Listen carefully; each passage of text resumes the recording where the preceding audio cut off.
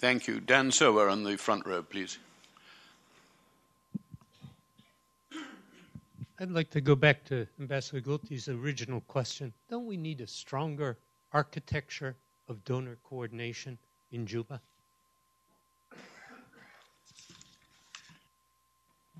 David, did you have a question? David Ottaway, second row with the mic, please. Dave Ottaway at the Woodrow Wilson Center, former Washington Post correspondent in Africa. This is to Mr. Natsios mainly. I'm thinking of what happened between Eritrea and Ethiopia after Eritrea became independent. And they went to war over a know-nothing town, Badma.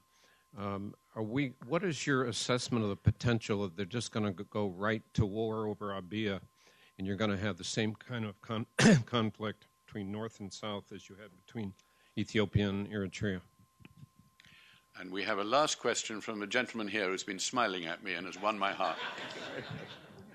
Alan Kieswetter from Middle East Institute and CNO Resources. I wonder if we could hear a little more, please, about coordination with the Gulf states. We've talked a lot about EU and US, and particularly about financing.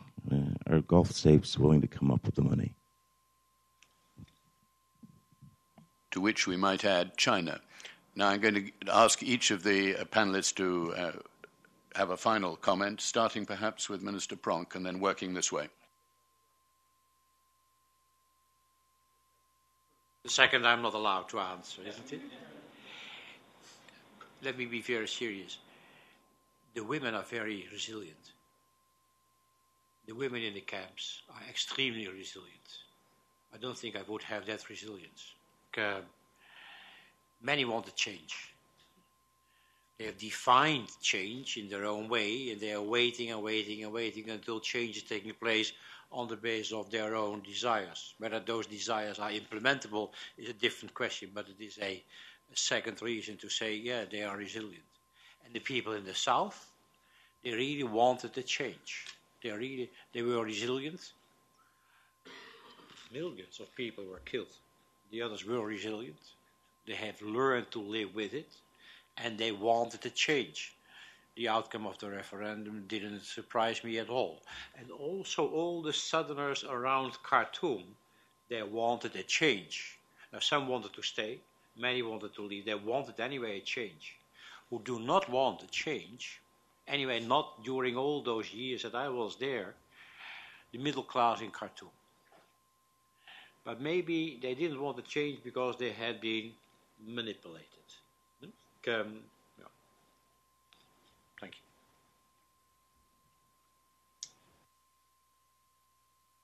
you. If you read the literature of Weber and now this new book by Douglas North called Violence and Social Orders about the structure of societies, I don't want to go into the details of it, but the North and the South are patrimonial states. They have a huge public, 400,000 people in the Southern payroll right now. Most of them, frankly, were put on the payroll by the North, and when they try to lay them off in order to use the money for other purposes, there are riots in the cities in the South. So this is one of the worst legacies of the war. It was not just the atrocities, it's the burden of 150,000 militia in the South, and then another 100,000 civil servants, most of whom were not SPLM members. They were with the government, of the Northern government. So there's a huge problem in the North as well. Alex DeWall has analyzed the size of the payroll since the early 90s since 1998 when oil revenues started to flow. There's a massive public sector in the North, massive. If oil revenues stop very suddenly because of a war between the North and the South, the two states will deteriorate into chaos. This will look like Somalia. They know it in the North and the South. I mean, there's a lot of discussion going on, and the North tried to use the reduction in oil revenues as an excuse because of the North-South peace agreement.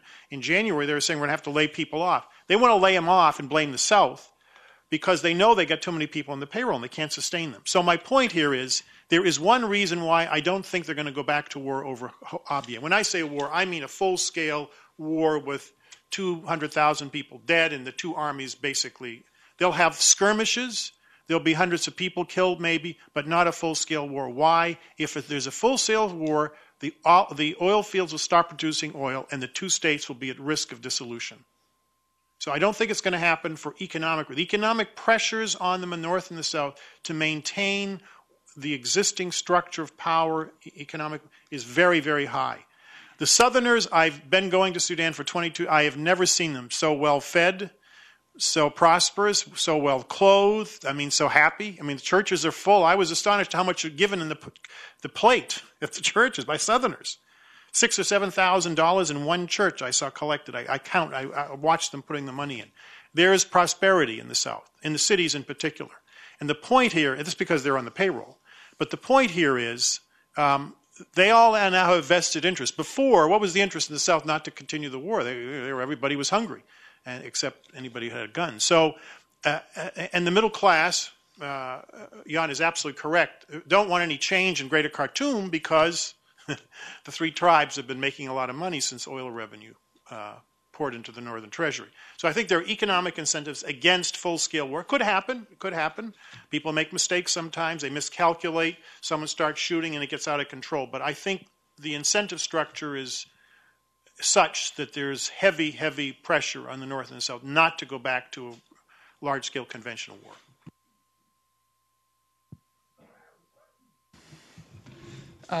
Well, first of all, just on the question of do we need a stronger architecture of donor coordination in Juba, I think the answer is, well, yes, we do. We also, of course, need to make every effort to align as donors behind the government of Southern Sudan's own priorities. And for the first time, the government in Juba is now working on its own development plan for the next 3 years, working, of course, very closely with the donors. So I think that's very important that will provide a framework.